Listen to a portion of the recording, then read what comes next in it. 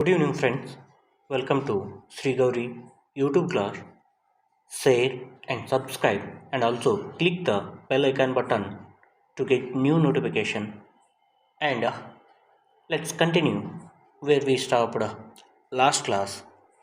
Also, in this class, we will discuss about the another one example on reported speech and also article, jumbled segment, subject verb agreement, verb, question tag, and WH question. Let us discuss about the third one example on a reporting conversation. So first one sentence, Alifeno, what is blindness to you? ನಿನ್ನೆ ಕ್ಲಾಸ್ನಲ್ಲಿ ಹೇಳಿರೋ ಪ್ರಕಾರ ನಾವಿಲ್ಲಿ common ಆಗಿ 4 ಸೆಂಟೆನ್ಸಸ್ಗಳನ್ನು ನೋಡ್ತೀವಿ. ಒಂದು assertive sentence, second one interrogative sentence, third one imperative sentence, fourth one exclamatory sentence. ಈ 4 ಸೆಂಟೆನ್ಸಸ್ಗಳನ್ನು ನಾವು ನೋಡ್ತೀವಿ. ಮೊದಲನೇ ಸೆಂಟೆನ್ಸು ಇಂಟ್ರಾಗೇಟಿವ್ ಸೆಂಟೆನ್ಸ್ ಒಳಗಡೆ ಅಗೇನ್ 2 ರೀತಿ ನೋಡ್ತೀವಿ. ಒಂದು WH ಕ್ವಶನ್ನು, ಇನ್ನೊಂದು SR ನೋ ಕ್ವಶನ್. ಈ ಮೊದಲನೇ ಸೆಂಟೆನ್ಸು WH ವರ್ಡಿಂದ ಸ್ಟಾರ್ಟ್ ಆಗಿರೋದ್ರಿಂದ ಇದು WH ವರ್ಡ್ ಕ್ವಶನ್ ಸೆಂಟೆನ್ಸ್ ಆಗುತ್ತೆ. WH ವರ್ಡ್ ಕ್ವಶನ್ ಸೆಂಟೆನ್ಸ್ ಒಳಗಡೆ ರಿಪೋರ್ಟಿಂಗ್ ವರ್ಬನ್ನು ಆಸ್ಕ್ಡ್ ಅಂತೇಳಿ, ಆ್ಯಂಡ್ ಲಿಂಕಿಂಗ್ ವರ್ಡನ್ನು ಯಾವ WH ವರ್ಡಿಂದ ಸ್ಟಾರ್ಟ್ ಆಗಿರುತ್ತೆ ಅದೇ WH ವರ್ಡು ಇಲ್ಲಿ ಲಿಂಕಿಂಗ್ ವರ್ಡ್ ಆಗಿ ಬಂದಿರುತ್ತೆ. ಆ್ಯಂಡ್ ಈಸ್ ಇದ್ದಿದ್ದು ವಾಸ್ ಆಗಿ ಬದಲಾಗುತ್ತೆ. ಯು ಇದೆ, ಇವು ಅಂದರೆ ಬೋರ್ಗೆಸ್ ನನ್ನ ಕೇಳ್ತಾ ಇದ್ದಾನೆ, ಹೀಗಾಗಿ ಹಿಮ್ ಆಗಿ ಬದಲಾಗುತ್ತೆ. ಸೊ ಇದನ್ನು ಟ್ರಾನ್ಸ್ಲೇಟ್ ಮಾಡಿದಾಗ Alifano asked Borges what blindness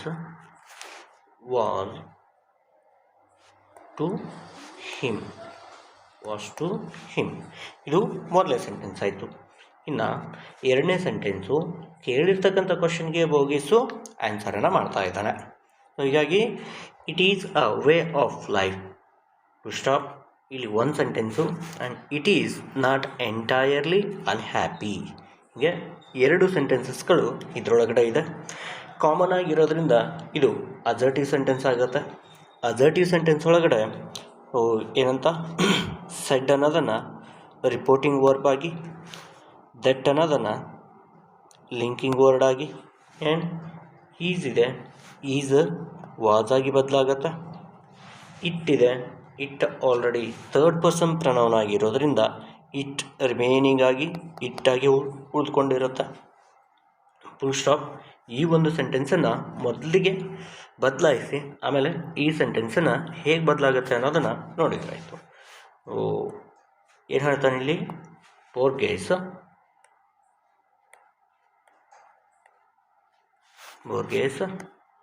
said that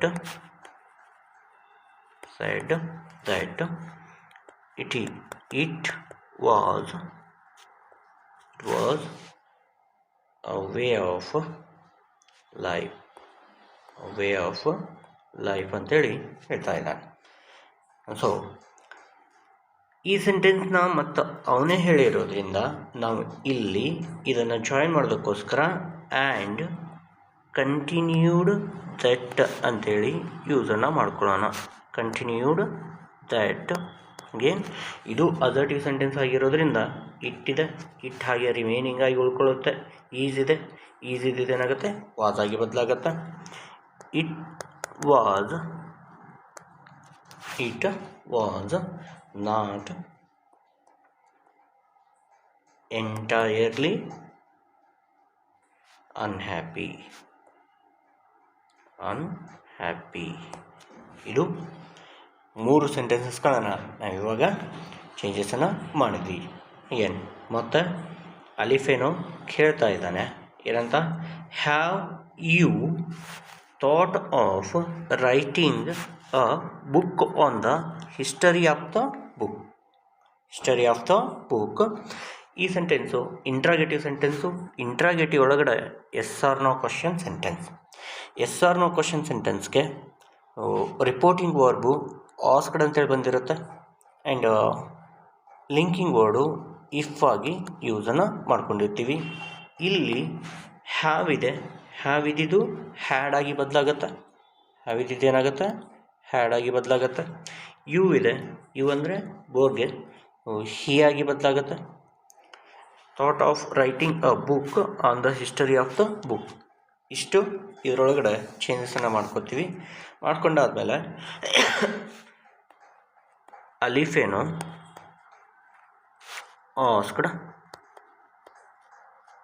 ಬೋರ್ಗೆಸ್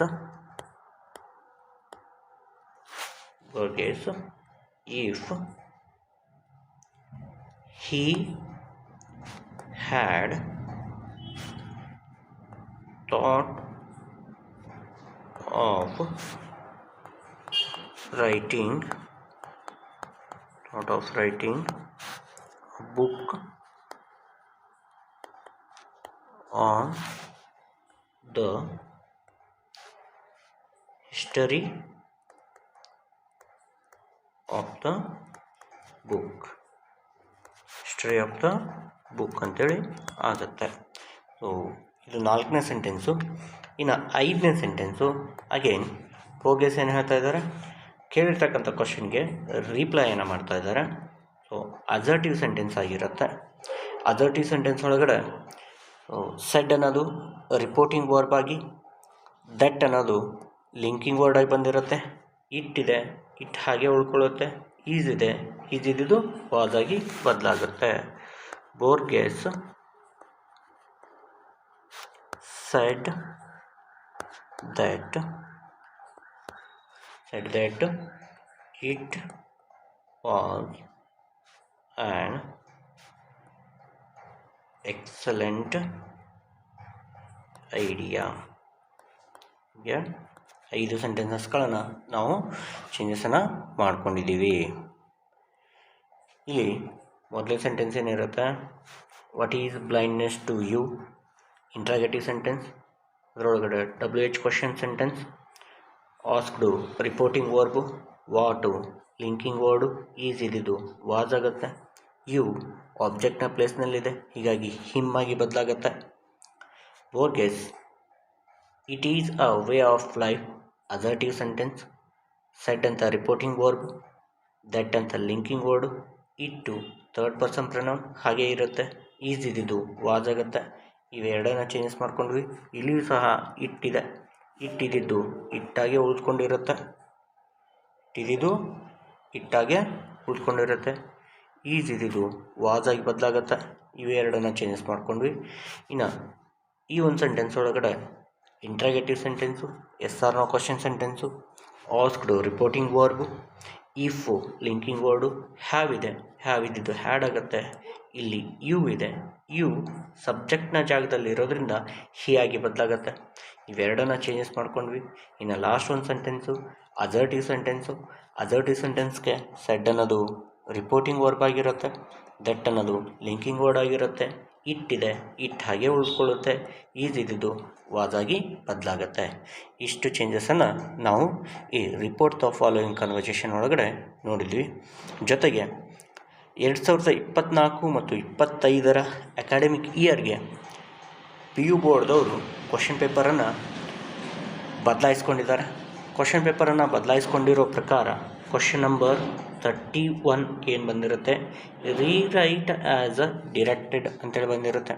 ಇದರೊಳಗಡೆ 4 ಕ್ವಶನ್ಸು 1 ಮಾರ್ಕ್ಸಿಗೆ ಅಂತೇಳಿರುತ್ತೆ. ಸೊ ಟೋಟಲಾಗಿ 4 ಮಾರ್ಕ್ಸ್ ಇರುತ್ತೆ. ಯಾವುದ್ಯಾವ್ದ್ರ ಬಗ್ಗೆ ಇರುತ್ತೆ ಅಂದರೆ, ಒಂದು ಆರ್ಟಿಕಲನ್ನು ಪ್ರಾಪರ್ ಆರ್ಟಿಕಲನ್ನು ಯೂಸ್ ಮಾಡೋದಕ್ಕೆ ಅಂತೇಳಿ ಕೇಳ್ತಾ ಇರ್ತಾರೆ. ಇನ್ನೊಂದು rearrange the following segment into a meaningful sentence ಅಂತೇಳಿ ಕೇಳಿರ್ತಾರೆ. ಇನ್ನೊಂದು ಸಬ್ಜೆಕ್ಟ್ ವರ್ಬ್ ಅಗ್ರಿಮೆಂಟ್ ಮೇಲೆ ಒಂದು ಕೇಳಿರ್ತಾರೆ, ಇನ್ನೊಂದು ವರ್ಬಿನ ಮೇಲೆ. Use appropriate form of verb ಅನ್ನೋದನ್ನು ಇಲ್ಲಿ 4 ಸೆಂಟೆನ್ಸಸನ್ನು ಕೇಳಿರ್ತಾರೆ.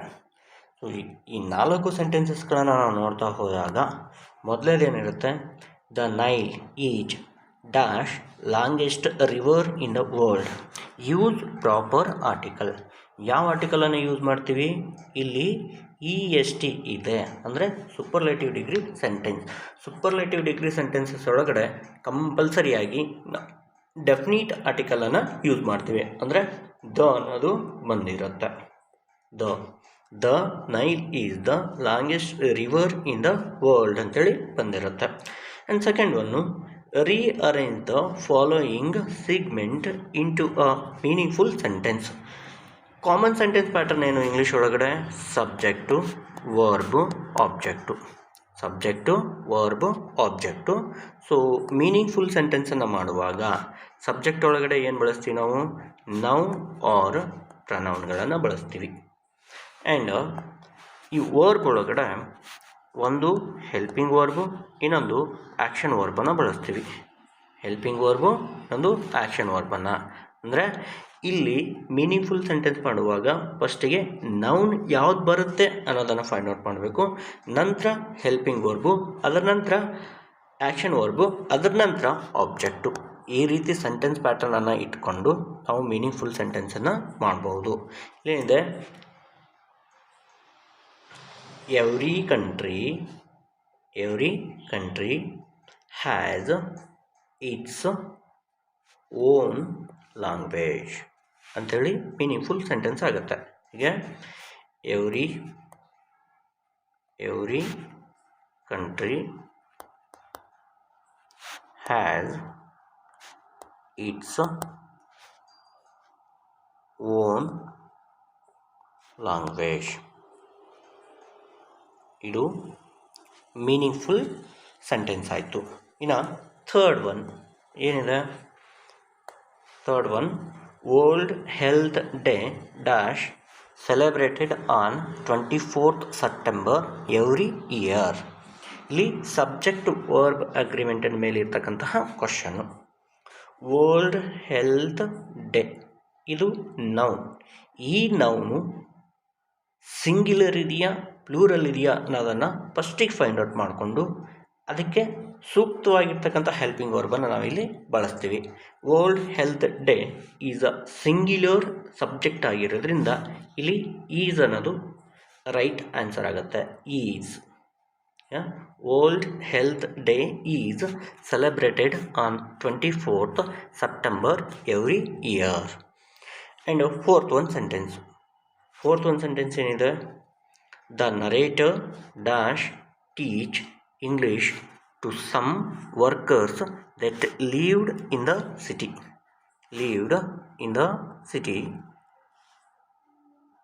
ಇಲ್ಲಿ use appropriate form of verb. Use appropriate form of was. ಇಲ್ಲಿ ಟೀಚ್ ಇದೆ. ಟೀಚ್ ಅನ್ನೋದು V1 form of action verb. V1 form of action verb. ಇದನ್ನು ನಾವು ಅಪ್ರೋಪ್ರಿಯೇಟ್ ಫಾರ್ಮ್ ಆಫ್ ವರ್ಬನ್ನು ಯೂಸ್ ಮಾಡುವಾಗ V2 form of action ವರ್ಬನ್ನು ನಾವಿಲ್ಲಿ ಫಿಲ್ ಮಾಡಬೇಕಾಗತ್ತೆ. ಅಂದರೆ TAUGHT, taught. The narrator taught English to some workers that lived in the city. V2 form ಇದ್ದಾಗ, V2 form of action verb ಇದ್ದಾಗ ಇಲ್ಲಿ helping verb did ಬಂದಿರುತ್ತೆ. ಡಿಡ್ಡನ್ನು use ಮಾಡಿದರೆ the narrator did teach English ಅಂಥೇಳಿ ಆಗುತ್ತೆ. ಡಿಡ್ಡನ್ನು use ಮಾಡದೇ ಇದ್ದರೆ V1 form ಇದ್ದಿದ್ದು V2 ಫಾರ್ಮ್ ಆಗಿ ಬದಲಾಗುತ್ತೆ. ಇದು ಈ ವರ್ಷ ಹೊಸದಾಗಿ ಸೇರಿಕೊಂಡಿರ್ತಕ್ಕಂತಹ ಒಂದು ಪ್ಯಾಟರ್ನ್ ಆಗಿರುತ್ತೆ. ಅದೇ ರೀತಿ ಮತ್ತು 31 question number, rewrite as a directed. The first step is always hardest. ಆಗಲೇ ಹೇಳಿದೆ, ಸೂಪರ್ಲೇಟಿವ್ ಡಿಗ್ರಿ ಸೆಂಟೆನ್ಸ್ ESTಯಿಂದ ಎಂಡ್ ಆಗ್ತಾಯಿದೆ. ESTಯಿಂದ ಎಂಡ್ ಆಗ್ತಾ ಇರ್ತಕ್ಕಂತಹ ಸೆಂಟೆನ್ಸಸ್ಗಳಿತ್ತು ಅಂದರೆ ಕಣ್ಣು ಮುಚ್ಕೊಂಡು ಅಲ್ಲಿ ದ ಆರ್ಟಿಕಲನ್ನು ಯೂಸ್ ಮಾಡಿ. the first step is always the hardest. ಇನ್ನು ಸೆಕೆಂಡ್ ಒನ್ ಏನು, rearrange the jumbled segment and form a meaningful sentence. ಆಗಲೇ ಹೇಳಿದೆ ಏನಂತ, noun or pronoun plus helping verb plus action verb plus object. ಇದು rearrange ಮಾಡೋದಕ್ಕೆ use ಮಾಡ್ತಾ ಇರ್ತಕ್ಕಂತಹ ಒಂದು ಸೆಂಟೆನ್ಸ್ ಪ್ಯಾಟರ್ನ್ ಆಗಿದೆ. ಈ ಒಂದು ಸೆಂಟೆನ್ಸ್ ಪ್ಯಾಟರ್ನ ಪ್ರಕಾರ ಇಲ್ಲಿ the teacher hasn't given the homework for tomorrow. ಹೀಗೆ ಮೀನಿಂಗ್ಫುಲ್ ಆಗಿರ್ತಕ್ಕಂಥ ಸೆಂಟೆನ್ಸ್ ಆಗುತ್ತೆ. ಹೀಗೆ ದ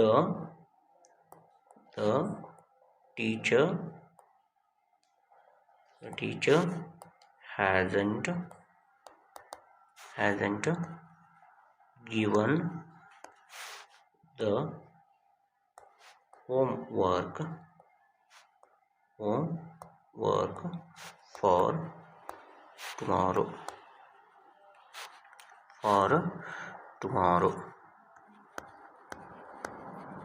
ಅಂತೇಳಿ ಮೀನಿಂಗ್ಫುಲ್ ಸೆಂಟೆನ್ಸ್ ಆಗುತ್ತೆ.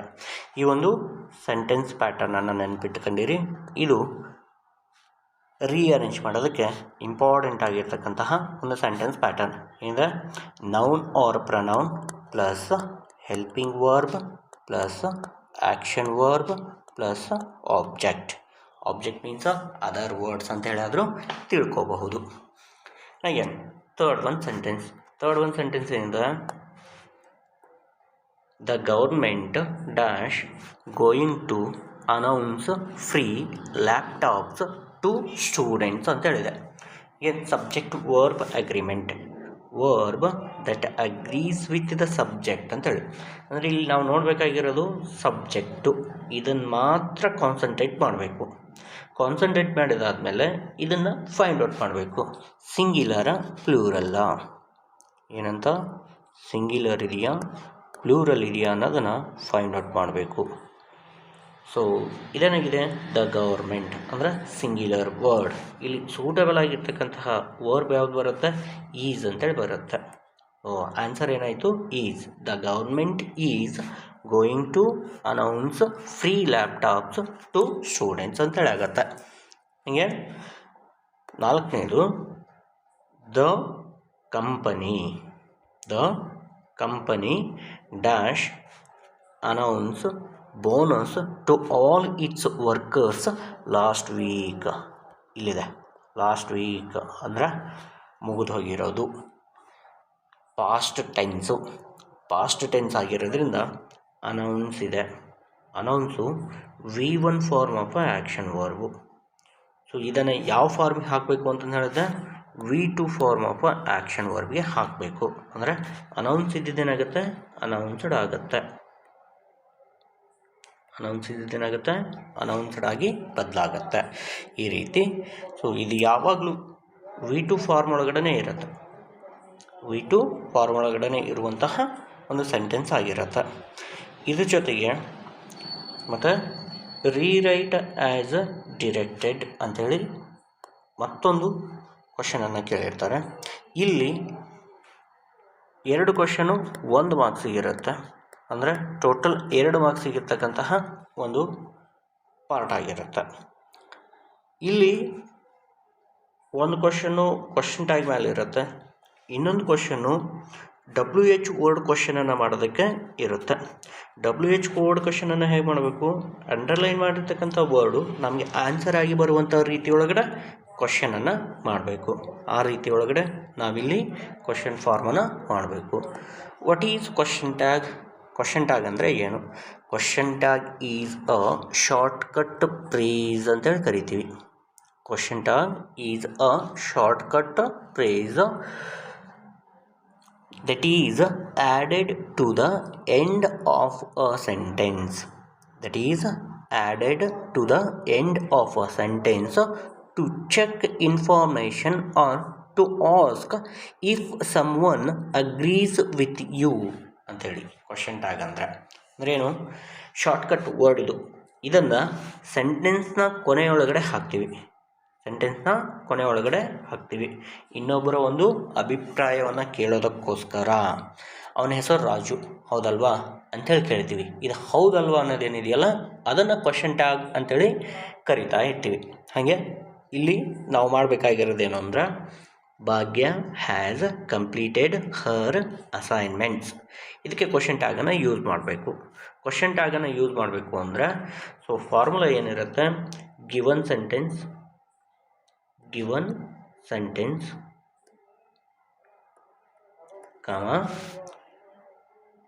Helping verb plus pronoun. ಇಲ್ಲಿ ವ್ಯಕ್ತಿಗಳ ಹೆಸರೇ ಬಂದಿರಲಿ, ವಸ್ತುವಿನ ಹೆಸರೇ ಬಂದಿರಲಿ, ಪ್ಲೇಸ್ ಹೆಸರೇ ಬಂದಿರಲಿ, ಅದಕ್ಕೆ ಸಂಬಂಧಪಟ್ಟಿರ್ತಕ್ಕಂತಹ ಪ್ರನೌನ್ಸ್ಗಳನ್ನಷ್ಟೇ ನಾವಿಲ್ಲಿ ಯೂಸ್ ಮಾಡಬೇಕು. ಇರೋದು 7 ಪ್ರನೌನ್ಗಳಿದ್ದಾವೆ. ಯಾವ್ಯಾವು? I, we, you, she, he, it, they. ಈ 7 ಪ್ರನೌನ್ಸ್ಗಳನ್ನು ಸೂಟೇಬಲ್ ಆಗಿರ್ತಕ್ಕಂತಹ ಪ್ರನೌನನ್ನು ಈ ಒಂದು ಜಾಗದೊಳಗಡೆ ಯೂಸ್ ಮಾಡ್ತೀವಿ. ಜೊತೆಗೆ ಕೊಟ್ಟಿರುವಂತಹ ಸೆಂಟೆನ್ಸು ಪಾಸಿಟಿವ್ ಇತ್ತು ಅಂದರೆ ಕ್ವಶನ್ ಟ್ಯಾಗು ನೆಗೆಟಿವ್ ಆಗಿ ಬರುತ್ತೆ, ಮೊದಲನೇ ರೂಲು. ಇನ್ನು ಎರಡನೇ ರೂಲ್ ಏನಂದರೆ ಕೊಟ್ಟಿರುವಂಥ ಸೆಂಟೆನ್ಸು ನೆಗೆಟಿವ್ ಆಗಿತ್ತು ಅಂದರೆ ಕ್ವಶನ್ ಟ್ಯಾಗು ಪಾಸಿಟಿವ್ ಆಗಿ ಬಂದಿರುತ್ತೆ. ಇಲ್ಲಿ ಕೊಟ್ಟಿರುವ ಸೆಂಟೆನ್ಸು ಪಾಸಿಟಿವ್ ಆಗಿದೆ, ಹೀಗಾಗಿ ಕ್ವಶನ್ ಟ್ಯಾಗು ಯಾವ ಫಾರ್ಮ್ ಬರುತ್ತೆ? ನೆಗೆಟಿವ್ ಫಾರ್ಮ್ ಬರುತ್ತೆ. ಗಿವನ್ ಸೆಂಟೆನ್ಸ್ ಮೊದಲಿಗೆ ಗಿವನ್ ಸೆಂಟೆನ್ಸನ್ನು ಬರಿಬೇಕು. ಭಾಗ್ಯ ಹ್ಯಾಸ್ ಕಂಪ್ಲೀಟೆಡ್ ಹರ್ ಅಸೈನ್ಮೆಂಟ್. ಇಲ್ಲಿರೋ ಫುಲ್ ಸ್ಟಾಪನ್ನು ತೆಗೆದು ಇಲ್ಲಿ ಒಂದು ಕಾಮ ಹಾಕಿ ಹೆಲ್ಪಿಂಗ್ ವರ್ಬ್ ಏನಿದೆ? ಹೆಲ್ಪಿಂಗ್ ವರ್ಬ್ ಹ್ಯಾಸ್ ಇದೆ. ಹ್ಯಾಸನ್ನು ಹ್ಯಾಸಂಟ್ ಹೇಳಿದ್ವಿ, ಶಾರ್ಟ್ಕಟ್ ಪ್ರೇಸ್ ಅಂತ ಹೇಳಿ. ಹೀಗಾಗಿ ಹ್ಯಾಸಂಟ್ ಭಾಗ್ಯ ಇದೆ. ಭಾಗ್ಯ ಅಂದರೆ ಶಿ. ಹ್ಯಾಸಂಟ್ ಶಿ ಈ ಕ್ವಶನ್ ಮಾರ್ಕನ್ನು ಕೊಡಬೇಕು. ಇದು ಕ್ವಶನ್ ಟ್ಯಾಗ್ ಮಾಡುವಂತಹ ರೂಲ್ ಆಗಿರುತ್ತೆ. ಆ್ಯಂಡ್ ಸೆಕೆಂಡ್ ಒನ್ ಏನಿದೆ, Kushal bought a new car. New car ಅನ್ನೋ ಒಂದು ವರ್ಡ್ಗೆ ಅಂಡರ್ಲೈನನ್ನು ಮಾಡಲಾಗಿದೆ.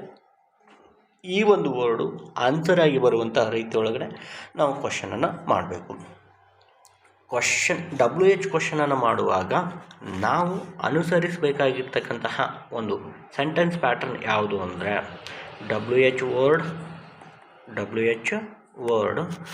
Plus helping word plus noun or pronoun plus action word plus object. ಈ ಒಂದು ರೀತಿಯೊಳಗಡೆ ಇರುತ್ತೆ ಸೆಂಟೆನ್ಸ್ ಪ್ಯಾಟರ್ನ್. ಅಂದರೆ ಫಸ್ಟಿಗೆ WH ವರ್ಡ್ ಬರುತ್ತೆ, ನಂತರ ಹೆಲ್ಪಿಂಗ್ ವರ್ಬ್ ಬರುತ್ತೆ, ನಂತರ ನೌನ್ ಆರ್ ಪ್ರನೌನ್ ಬರುತ್ತೆ ಅಂದರೆ ಸಬ್ಜೆಕ್ಟು, ನಂತರ ಆ್ಯಕ್ಷನ್ ವರ್ಬ್ ಬರುತ್ತೆ, ನಂತರ ಆಬ್ಜೆಕ್ಟ್ ಬರುತ್ತೆ. ಈ ಒಂದು ಸೆಂಟೆನ್ಸ್ ಪ್ಯಾಟರ್ನ್ ಒಳಗಡೆ ನಾವು WH ಕ್ವಶನನ್ನು ಫ್ರೇಮ್ ಮಾಡಬೇಕು. ಇಲ್ಲಿ ನ್ಯೂ ಕಾರ್ ಅಂತೇಳಿದೆ. ಸೊ ನ್ಯೂ ಕಾರ್ ಅಂದರೆ ಇಲ್ಲಿ ನಾವು ಯೂಸ್ ಮಾಡ್ಕೋತಾ ಹೋಗ್ತಾ ಇರ್ತೀವಿ. ವಾಟ್ ಅಂದರೆ ಏನು, ವೆನ್ ಅಂದರೆ ಯಾವಾಗ, ವೇರ್ ಅಂದರೆ ಎಲ್ಲಿ, ವೈ ಅಂದರೆ ಏಕೆ, ಹೂ ಅಂದರೆ ಯಾರು, ಹೂಮ್ ಅಂದರೆ ಯಾರನ್ನು ಯಾರಿಗೆ, ಹೂಸ್ ಅಂದರೆ ಯಾರ, ವಿಚ್ ಅಂದರೆ ಯಾವುದು, ಹೌ ಹೇಗೆ, ಫ್ರಮ್ ಹೂಮ್ ಯಾರಿಂದ, ಫಾರ್ ಹೂಮ್ ಯಾರಿಗಾಗಿ, ಹೌ ಮೆನಿ ಎಷ್ಟು, ಹೌ ಮಚ್ ಎಷ್ಟು, ಹೌ ಲಾಂಗ್ ಎಷ್ಟು ಹೊತ್ತು ಎಷ್ಟು ಉದ್ದ, ಹೌ ಫಾರ್ ಎಷ್ಟು ದೂರ, ಹೌ ಫಾಸ್ಟ್ ಎಷ್ಟು ವೇಗವಾಗಿ, ಹೌ ಬಿಗ್ ಎಷ್ಟು ದೊಡ್ಡದು, ಹೌ ಸ್ಮಾಲ್ ಎಷ್ಟು ಚಿಕ್ಕದು, ಹೌ ಅರ್ಲಿ ಎಷ್ಟು ಬೇಗನೆ. ಈ ರೀತಿ WH ವರ್ಡ್ಗಳನ್ನು ನಾವು ಇಂಗ್ಲೀಷ್ ಒಳಗಡೆ ಒಳಗೊಂಡಿರ್ತೀವಿ. ಪ್ರಕಾರ ಅ ನ್ಯೂ ಕಾರ್ ಅಂದರೆ ವಾಟ್. ಈ ಸೆಂಟೆನ್ಸ್ ಒಳಗಡೆ ಹೆಲ್ಪಿಂಗ್ ವರ್ಬ್ ಇಲ್ಲ. ಹೆಲ್ಪಿಂಗ್ ವರ್ಬ್ ಇಲ್ಲ ಅಂದರೆ ಸೆಂಟೆನ್ಸ್ ತಪ್ಪು ಅಂತೇಳಲ್ಲ, ಬಟ್ ಹೆಲ್ಪಿಂಗ್ ವರ್ಬ್ ಏನಾಗಿರುತ್ತೆ? ಡಿಸಫಿಯರ್ ಆಗಿರುತ್ತೆ. ಅದನ್ನು ನಾವು ಫೈಂಡ್ ಔಟ್ ಮಾಡಬೇಕು. ಹೇಗೆ ಫೈಂಡ್ ಔಟ್ ಮಾಡ್ತೀವಿ? So come to the next one word, action ವರ್ಬಿಗೆ ಬರ್ತೀವಿ. ಆ್ಯಕ್ಷನ್ ವರ್ಬ್ ಏನಿದೆ? ಬಾಟ್ ಇದೆ. ಅಂದರೆ V2 form of action verb ಇದೆ. V2 form of action verb ಇದ್ದಾಗ ಇಲ್ಲಿ ಡಿಡ್ ಹೆಲ್ಪಿಂಗ್ ವರ್ಬ್ ಬಂದಿರುತ್ತೆ. What did noun or pronoun ಅಂದರೆ Kushal. What did Kushal bought ಇದ್ದಿದ್ದೇನಾಗುತ್ತೆ ಬೈ ಆಗುತ್ತೆ. V1 ಫಾರ್ಮ್ ಬರುತ್ತೆ ಇದಕ್ಕೆ. ಯಾಕಂದರೆ ಇಲ್ಲಿ ಡಿಡ್ಡನ್ನು ಯೂಸ್ ಮಾಡಿದ್ದೀವಿ. ಡಿಡ್ಡನ್ನು ಯೂಸ್ ಮಾಡಿರೋದ್ರಿಂದಾಗಿ ಸೊ ಆ್ಯಕ್ಷನ್ ವರ್ಬು V1 ಫಾರ್ಮಿಗೆ ಬರುತ್ತೆ. ಇಲ್ಲದೇ ಇದ್ದರೆ ಡಿಡ್ಡನ್ನು ಯೂಸ್ ಮಾಡದೇ ಇದ್ದರೆ ವಾಟ್ ಕುಶಾಲ್ ಬಾಟ್. ಈ ರೀತಿಯೂ ಸಹ ಇದನ್ನು ಬದಲಾವಣೆಯನ್ನು ಮಾಡ್ಕೋಬಹುದು. ಈ ರೀತಿ WH ವರ್ಡ್ ಕ್ವಶನ್ ಸೆಂಟೆನ್ಸನ್ನು ಮಾಡ್ತೀವಿ. ಹೇಗಿದೆ question pattern? WH word plus helping word plus noun or pronoun plus action word plus object. ಈ ರೀತಿ ಮಾಡ್ಕೋತಾ ಹೋಗ್ತಾ ಇರ್ತೀವಿ. ಅಂಡ್ ಅದೇ ಪ್ರಕಾರ ನೆಕ್ಸ್ಟ್ ಒನ್ ಕ್ವಶನನ್ನು ನೋಡಿದರೆ, ಸೊ ಫಸ್ಟ್ ಒನ್ ಅಂದರೆ Rani saw an old woman on her way to school. Stop dash old woman was singing and dancing under a tree. Use proper article an ಅಂತೇಳಿ ಬರುತ್ತೆ. An old woman was singing and dancing under a tree. Again, second one, rearrange the segment into a meaningful sentence. ಆಗಲೇ ಹೇಳಿದೆ ಹೇಗೆ use ಮಾಡ್ತೀವಿ? Noun or pronoun plus helping word plus action word plus object. ಇಲ್ಲಿ noun or pronoun ಯಾವುದು? India. India is a developing country. India is a developing country. India is a developing country. This is the meaningful sentence. And third one, these American players dash won bronze medals in Paris Olympics. ಏನಿದೆ? Subject verb ಅಗ್ರಿಮೆಂಟನ್ನು use ಮಾಡಬೇಕು. ಇಲ್ಲಿ players ಇದೆ. Players ಅಂದರೆ plural form ಆಯಿತು. ಅಂದರೆ have ಬರುತ್ತೆ. Have is the suitable word to fill the blank. These American players have won bronze medals in Paris Olympics. Now fourth one, Ritvik dash this message to his friend last month. Last week, last month, last day, last year ಈ ರೀತಿ ಬಂದಿತ್ತು ಅಂದರೆ ಇದು past tense ಆಗಿರುತ್ತೆ. ಅಂದರೆ ಇಲ್ಲಿ ಕೊಟ್ಟಿರೋದು V1 form of action verb ಇರುತ್ತೆ. ಈ V1 ಫಾರ್ಮ್ ಆಫ್ ಆ್ಯಕ್ಷನ್ ವರ್ಬನ್ನು ನಾವು ಫಿಲ್ ಮಾಡುವಾಗ V2 ಫಾರ್ಮ್ ಆಫ್ ಆ್ಯಕ್ಷನ್ ವರ್ಬ್ಗೆ ಹಾಕಬೇಕು. Ritwik sent this message to his friend last month ಅಂಥೇಳಿ appropriate form of the verb. ನೆನ್ಪಿಟ್ಕೊಂಡಿರಿ, 90% ಇದು V2 ಫಾರ್ಮ್ ಆಫ್ ಆ್ಯಕ್ಷನ್ ವರ್ಬೇ ಬಂದಿರುತ್ತೆ. ಇನ್ನು 10% ಬೇರೆ ಬಂದರೂ ಬರಬಹುದು. ರೀರೈಟ್ ಆ್ಯಸ್ ಅ ಡಿರೆಕ್ಟೆಡ್ ಅಂದರೆ first one question, the patients have been taken to the hospital.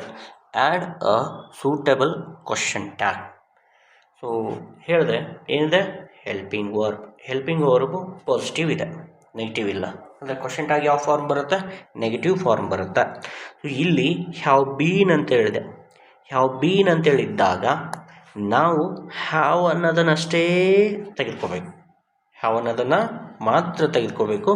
ಹ್ಯಾವನ್ನು haven't, ಹ್ಯಾವನ್ನು haven't ಅಂತೇಳಿ ಬದಲಾಯಿಸ್ಕೋತೀವಿ.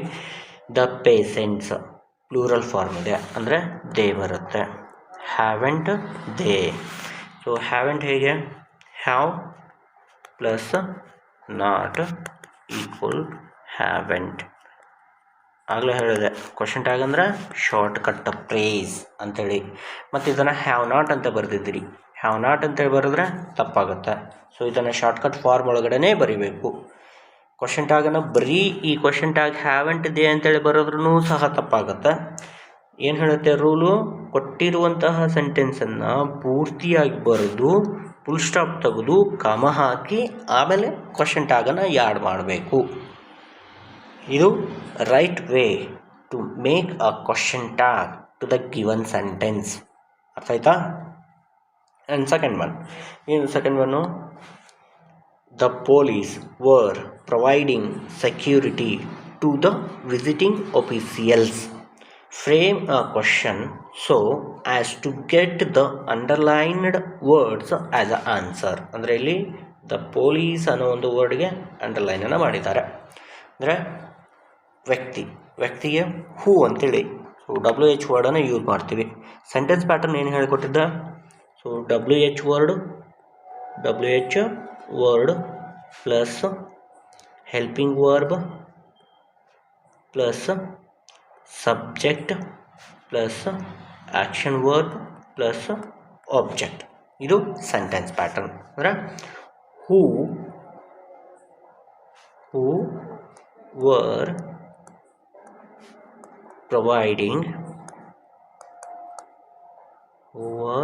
providing security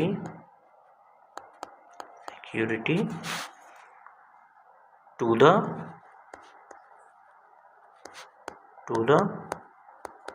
visiting officials. ಈ ರೀತಿ ಬಂದಿರುತ್ತೆ. ಈಗ question mark. Again, rewrite as a directed. ಈ ಎಕ್ಸಾಂಪಲ್ಗಳೆಲ್ಲ ಕ್ವಶನ್ ಪೇಪರಿಂದನೇ ತೆಗೆದುಕೊಂಡಿರೋದು. ಎಕ್ಸ್ಪರ್ಟ್ಸ್ಗಳು ಮಾಡಿರ್ತಕ್ಕಂತಹ ಮಾಡೆಲ್ ಕ್ವಶನ್ ಪೇಪರ್ಗಳಿಂದ ಈ ಹೊಸದಾಗಿ ಸೇರಿಸ್ಕೊಂಡಿರ್ತಕ್ಕಂತಹ ಈ ಪ್ಯಾಟರ್ನ್ ಕ್ವಶನ್ಸ್ಗಳನ್ನು ತೆಗೆದುಕೊಂಡು ಬಂದು ನಾನಿಲ್ಲಿ ನಿಮ್ಮ ಜೊತೆಗೆ ಡಿಸ್ಕಸನ್ನು ಮಾಡ್ತಾ ಇದ್ದೀನಿ. ಹೀಗೆ the children spend more time on games. Add a question tag. ಇಲ್ಲಿ ಸ್ಪೆಂಡ್ ಇದೆ. ಸ್ಪೆಂಡ್ ಅಂದರೆ V1 form of action verb. So ಇಲ್ಲೇನಿಲ್ಲ, ಹೆಲ್ಪಿಂಗ್ ವರ್ಬ್ ಇಲ್ಲ. ಮೊದಲಿಗೆ ನಾವು ಮಾಡಬೇಕಾಗಿರ್ತಕ್ಕಂಥ ಕೆಲಸ ಏನು? ಸೆಂಟೆನ್ಸ್ ಪಾಸಿಟಿವ್ ಇದೆ, ಕ್ವಶನ್ ಟ್ಯಾಗು ನೆಗೆಟಿವ್ ಆಗಿ ಬರುತ್ತೆ. ಈ ಕ್ವಶನ್ ಟ್ಯಾಗನ್ನು ಮಾಡಬೇಕಂದ್ರೆ ನಮಗೆ ಹೆಲ್ಪಿಂಗ್ ವರ್ಬ್ ಬೇಕು. ಹೆಲ್ಪಿಂಗ್ ವರ್ಬನ್ನು ಹೇಗೆ ಐಡೆಂಟಿಫೈ ಮಾಡಬೇಕು? ಸೊ ಹೆಲ್ಪಿಂಗ್ ವರ್ಬು ಸೆಂಟೆನ್ಸ್ ಒಳಗಡೆ 3 ಹೆಲ್ಪಿಂಗ್ ವರ್ಬ್ಗಳು ಏನಾಗಿರುತ್ತೆ? ಡಿಸಫಿಯರ್ ಆಗಿರುತ್ತೆ. ಯಾವುದು? ಸಿಂಪಲ್ ಪ್ರೆಸೆಂಟ್ ಟೆನ್ಸ್ನಲ್ಲಿರ್ತಕ್ಕಂತಹ ಡೂ ಮತ್ತು ಡಸ್, ಸಿಂಪಲ್ ಪಾಸ್ಟ್ನ ಹೆಲ್ಪಿಂಗ್ ವರ್ಬ್ ಆಗಿರ್ತಕ್ಕಂತಹ ಡಿಡ್. ಈ 3 ಹೆಲ್ಪಿಂಗ್ ವರ್ಬ್ಗಳು ಮಾತ್ರ ಇಂಗ್ಲೀಷ್ ಒಳಗಡೆ ಡಿಸಫಿಯರ್ ಆಗಿರುತ್ತೆ ಸೆಂಟೆನ್ಸಸ್ಸಲ್ಲಿ. ಇವುಗಳನ್ನು ಫೈಂಡ್ ಔಟ್ ಮಾಡುವಂತಹ ಕೆಲಸವನ್ನು ನಾವು ಮಾಡಬೇಕು. ಹೇಗೆ ಫೈಂಡ್ ಔಟ್ ಮಾಡ್ತೀವಿ? ಡೂನ ಹೇಗೆ ಫೈಂಡ್ ಔಟ್ ಮಾಡ್ತೀವಿ? ಸೊ ಡೂನ ಫೈಂಡ್ ಔಟ್ ಮಾಡುವಾಗ I, we, you, they.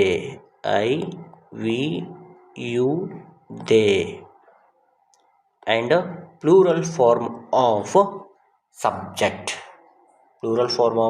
Subject ಇದ್ದಾಗ ಅಲ್ಲಿ ಡೂ ಹೆಲ್ಪಿಂಗ್ ವರ್ಬ್ ಇರುತ್ತೆ. ಇನ್ನು ಡಸ್ ಹೆಲ್ಪಿಂಗ್ ವರ್ಬ್ ಯಾವಾಗಿರುತ್ತೆ? Singular form of a subject ಅಂದರೆ ಹಿ, ಶಿ, ಇಟ್ಗಳಿದ್ದಾಗ ಅಲ್ಲಿ ಡಸ್ ಇರುತ್ತೆ. ಸೆಂಟೆನ್ಸ್ ಒಳಗಡೆ ಡಸ್ ಇಲ್ಲ ಅಂದರೆ ಆ್ಯಕ್ಷನ್ ವರ್ಬ್ಗೆ SR-ES ಫಾರ್ಮ್ ಸೇರಿಕೊಂಡಿರುತ್ತೆ. ಫಾರ್ ಎಕ್ಸಾಂಪಲ್ ಗೋ ಇದ್ದಿದ್ದು ಇದಕ್ಕೆ ES ಫಾರ್ಮ್ ಸೇರಿಕೊಂಡ್ರೆ ಗೋಸ್ ಆಗುತ್ತೆ. ಇಲ್ಲಿ ಪ್ಲೇ ಇದೆ, ಪ್ಲೇಗೆ ಎಸ್ ಅನ್ನು ಸೇರಿಸಿದಾಗ ಪ್ಲೇಸ್ ಆಗುತ್ತೆ. ಈ ರೀತಿ ES ಮತ್ತು ಎಸ್ಗಳು ಇತ್ತು ಅಂದರೆ ಯಾವುದ್ರ ಜೊತೆಗೆ? ಆ್ಯಕ್ಷನ್ ವರ್ಬ್ನ ಜೊತೆಗೆ. ಅಲ್ಲಿ ಡಸ್ ಹೆಲ್ಪಿಂಗ್ ವರ್ಬ್ ಇದೆ ಅಂತೇಳಿ ಅರ್ಥ. ಯಾವ helping verb? Does helping verb. So ಈ ಆ್ಯಕ್ಷನ್ ವರ್ಬ್ಗೆ ಎಸ್ಸು ಮತ್ತು ES ಇಲ್ಲ ಅಂದರೆ V1 ಫಾರ್ಮ್ ಒಳಗಡೆ ಇತ್ತು ಅಂದರೆ ಅಲ್ಲಿ ಡೂ ಹೆಲ್ಪಿಂಗ್ ವರ್ಬ್ ಇದೆ ಅಂತೇಳಿ ಅರ್ಥ. ಇಲ್ಲಿ ಬನ್ನಿ, ಸ್ಪೆಂಡ್ ಇದೆ ಅಂದರೆ ಎಸ್ಸು ಮತ್ತು ES ಇಲ್ಲ, ನಾರ್ಮಲ್ ಆಗಿದೆ. V1 ಫಾರ್ಮ್ ಒಳಗಡೆ ಇದೆ ಅಂದರೆ ಡೂ ಹೆಲ್ಪಿಂಗ್ ವರ್ಬ್ ಬರುತ್ತೆ. ಸೊ ಕ್ವಶನ್ ಟ್ಯಾಗ್ ಏನಾಗುತ್ತೆ? ಡೋಂಟ್ ದ ಚಿಲ್ಡ್ರನ್ ಅಂದರೆ ಮಕ್ಕಳು ಅಂದರೆ ಪ್ಲೂರಲ್ ಫಾರ್ಮ್ ಇದೆ. ಡೋಂಟ್ ದೇ ಅಂತೇಳಿ ಬರುತ್ತೆ. ಇನ್ನು next one, the lion caught the mouse after waking up. ಇಲ್ಲಿ ಮೌಸ್ ಅನ್ನೋ ಒಂದು ವರ್ಡ್ಗೆ ಅಂಡರ್ಲೈನ್ ಮಾಡಿದ್ದಾರೆ. ಸೊ ಇದು ಆನ್ಸರ್ ಆಗಿ ಬರುವಂತಹ ರೀತಿ ಒಳಗಡೆ ನಾವು WH ಕ್ವಶನ್ ಸೆಂಟೆನ್ಸನ್ನು ಮಾಡಬೇಕು. ಹೇಗೆ ಮಾಡ್ತೀವಿ? ಅಗೇನ್ ಕಾಟಿದೆ ಅಂದರೆ V2 form of action verb. ಇಲ್ಲಿ ಡಿಡ್ ಹೆಲ್ಪಿಂಗ್ ವರ್ಬ್ ಇರುತ್ತೆ.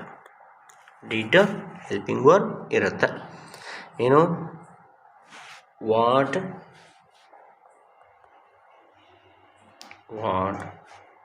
Did the lion catch after waking up. ಈ ರೀತಿ WH ವರ್ಡ್ ಕ್ವಶನ್ ಸೆಂಟೆನ್ಸನ್ನು ಮಾಡ್ತೀವಿ. ಇಲ್ಲಿ ನಾನು ಡಿಡ್ಡನ್ನು ಯೂಸ್ ಮಾಡ್ಕೊಂಡಿದ್ದೀನಿ, ಹೀಗಾಗಿ ಆ್ಯಕ್ಷನ್ ವರ್ಬು V1 ಫಾರ್ಮಲ್ಲಿ ಇಟ್ಕೊಂಡಿದ್ದೀನಿ. ಸೊ ಇದನ್ನು ಇನ್ನೂ ಒಂದು ರೀತಿ ಒಳಗಡೆನೂ ಸಹ ಮಾಡ್ಬೋದು. ಹೇಗೆ? ಈ ಡಿಡ್ಡನ್ನು ಬಿಟ್ಟು what the lion caught after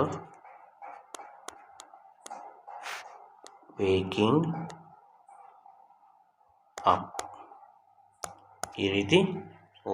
ಈ ರೀತಿಯಾಗಿದ್ದರೂ ಸಹ ಈ WH ವರ್ಡ್ ಕ್ವಶನ್ ಸೆಂಟೆನ್ಸನ್ನು ಮಾಡ್ಬೋದು. ಅಂದರೆ ಡಿಡ್ಡನ್ನು ಯೂಸ್ ಮಾಡದೇ ಇದ್ದರೆ ಆ್ಯಕ್ಷನ್ ವರ್ಬು V2 ಫಾರ್ಮ್ನಲ್ಲಿ ಇರುತ್ತೆ. ಡಿಡ್ಡನ್ನು ಯೂಸ್ ಮಾಡಿದರೆ ಆ್ಯಕ್ಷನ್ ವರ್ಬು V1 ಫಾರ್ಮಲ್ಲಿ ಇರುತ್ತೆ. ಇದು ನಿಮ್ಗೆ ನೆನಪಿಡಬೇಕಾಗಿರ್ತಕ್ಕಂತಹ ರೂಲು. Thank you.